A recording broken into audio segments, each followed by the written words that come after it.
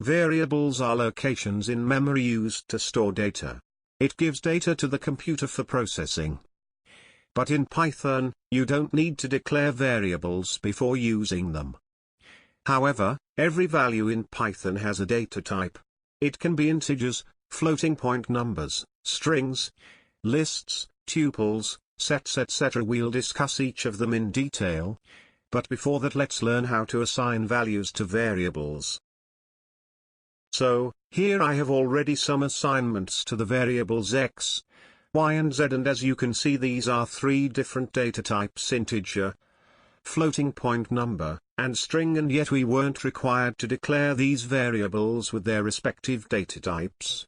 As I said, in Python, we don't need to declare data types while assigning values to variables.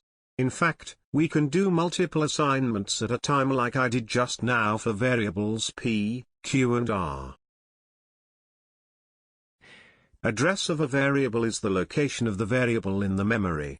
In Python, we can print this address using a function called id. So here, I have printed the address of variable d, which stores an integer 4. Similarly, for e equals 56, we print the address of e. Let's assign same values to w and r.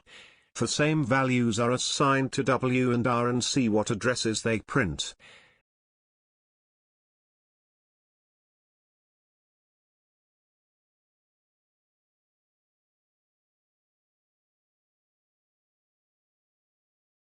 You can see the address printed for both the variables w and r are same. Any value assigned to any variable has a certain data type. As I mentioned earlier, it can be an integer, floating point, string, etc.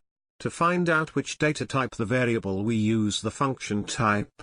So, for s, it is an int, that is integers. For o, it is a string. For y, it is a floating point.